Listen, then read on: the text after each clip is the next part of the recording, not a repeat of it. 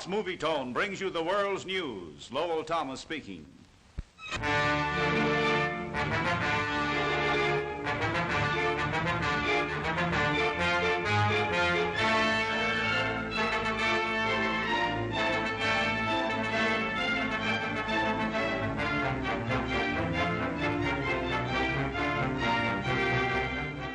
Rome.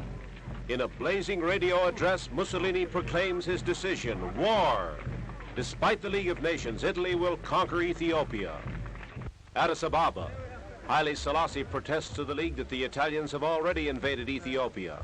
So the Emperor orders complete mobilization.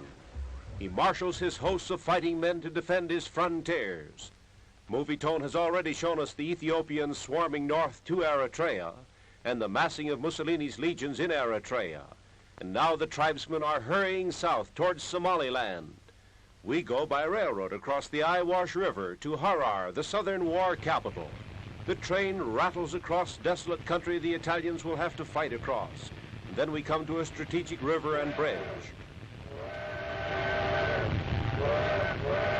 An inevitable target for sky attack. It's the Eyewash River, but it will be no Eyewash when the bombers come. European diplomats leaving the war-haunted country. This railroad is of vital importance, and so is the city of Harar. Metropolis of southeastern Ethiopia, it's a Mohammedan city in Christian Ethiopia. Lawrence Stallings and the Movie Tone Ethiopian expedition film warlike scenes in this remote East African town. Modern trucks, American trucks, rush streams of soldiers to the threatened points of attack near Italian Somaliland. Johnny the Ethiopian is going to war and saying goodbye. The fever of war is burning in Harar. Boys play with guns. The women offer to fight beside their men.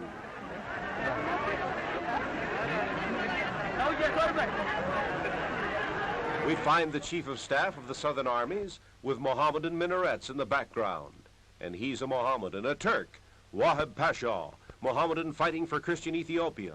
Mussolini's generals will meet a soldier skilled in modern battle, veteran of the World War, a Turkish commander at the Dardanelles where the British were beaten, and he won 3 battles from the Russians. Haile Selassie was the hereditary governor of Harar before he became King of Kings. This land was conquered by the great Emperor Menelik, who beat the Italians at Adwa. He subjugated the native tribes of the Gallas and gave the province to Haile Selassie's father. The emperor orders every man to the fighting front, by motor truck and by camel. Haile Selassie, Lion of Judah, defends his home province.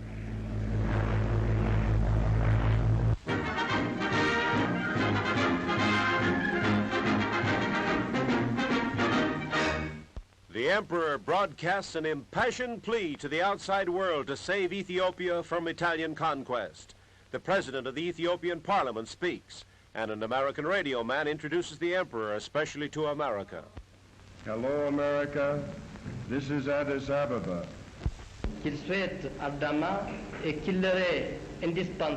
He defends his country's cause, calls upon the world to stop the war, and declares that Ethiopia is firmly for peace. Le peuple éthiopien est fermement attaché à la paix, mais il est en même temps... A nation praying for peace but ready to fight to the last. Rome deciding war. The League of Nations preparing to impose penalties. The clash of arms, the thunders of battle seem more terrifying, as at the radio station of Addis Ababa, the Emperor Haile Selassie pleads for peace. Il assiste dans leur effort pour le maintien de la paix.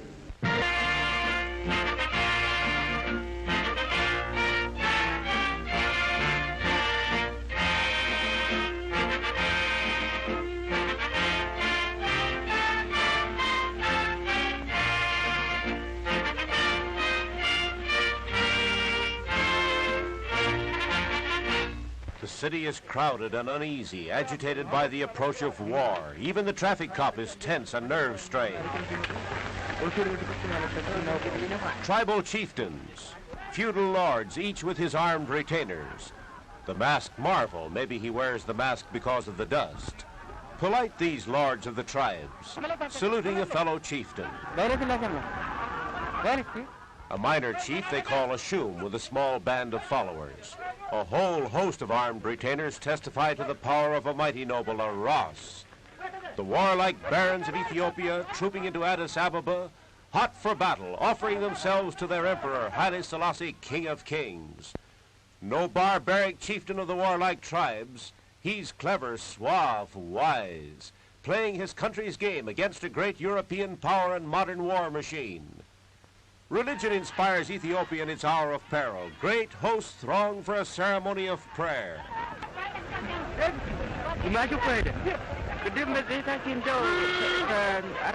The emperor speeding to worship in his modern car, and they pray for victory in the coming battle. Streaming through the holy doorway to kiss the sacred wood according to the 1,500-year-old Coptic Christian rite. At the railroad station, terminus of her one lone railroad, French-owned, and the Lion of Judah. Affecting scenes, Italian families ordered to leave, and Hindu merchants and their families, too dangerous to stay. So it's goodbye to fugitives from the threat of impending war. Italian children must go, for Mussolini is about to attack. Refugees. Nobody knows what may happen when the fury of battle flames. Ethiopian fury against the Italiano. Jammed train loads. On their way to safety, taking the long trail, the crude Rattler Railroad Trail to the French port of Djibouti, all aboard for safety.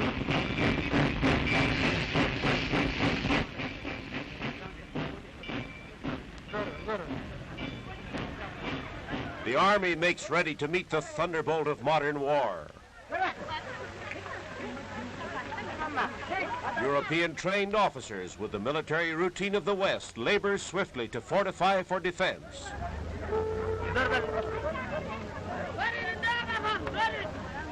Ethiopia, the land of tribes, digging trenches.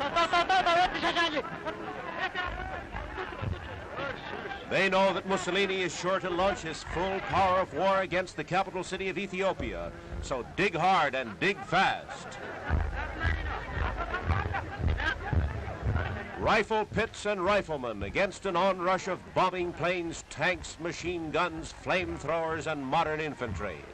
And the legions of the King of Kings are on the march. Cavalry with tribal spears and modern rifles, ready to face machine guns and heavy artillery. Ethiopia has its European-trained army, a modern nucleus for its hordes of primitive warriors. On they march, ready for war, trained for war, well-equipped too, but not with shoes.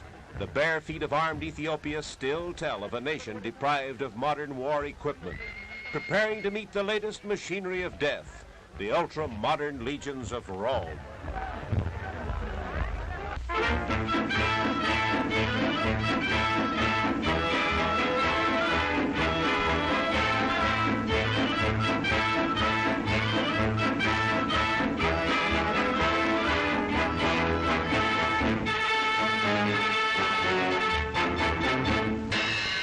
Ethiopia marches to war. The outbreak of battle is expected at any hour. East African fighting men saying goodbye as soldiers always do. They stream to the line of danger. Their commander, a veteran chieftain of warlike tribes, General Habote Mikeli, a jovial chieftain, but he takes the post of danger. He commands the northern and eastern frontier, the border of Italian Eritrea. That's where the massed mechanized divisions of Mussolini are to hurl their first and most violent stroke. The Ethiopian Air Force ordered to the front, a handful of planes like this, to face modern air power. They're loading up with munitions and automatic rifles. The Ethiopian Air Force is not to fight sky battles with the Italian squadrons.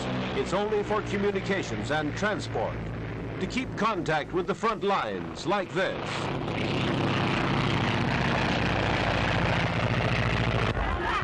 Kulaus, that's what they're called.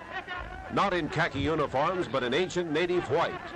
They're the night fighters of Ethiopia, the most dangerous and desperate battlers of the tribes. Prowlers of the darkness, killers of the dusk, the furtive attack, the secret ambush, the way of the night fighters. No motorized warfare for them. They take mules, sure-footed climbers to pack ammunition along mountain trails.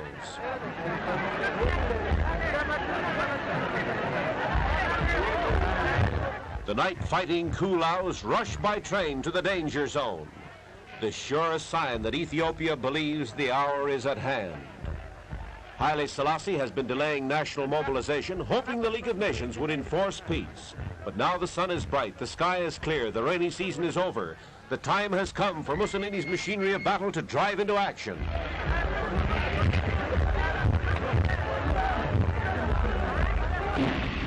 A grinning farewell. They know it bodes no good for the enemy that the night fighters are on their way. In his capital city, the Emperor Haile Selassie maintains his royal state with tranquil dignity. He visits an Addis Ababa automobile show as if his only worry were about buying a car. The boy beside him is a royal prince. American autos on display. That's Yankee enterprise, putting on a selling campaign in the city threatened by the swift, overwhelming blast of war, center of the world maelstrom. The only means of communication with the outside world is this radio. Strike it down, and Addis Ababa is isolated. And the Italians will try to strike it down at once. An instant target for the bombing planes will be this radio station.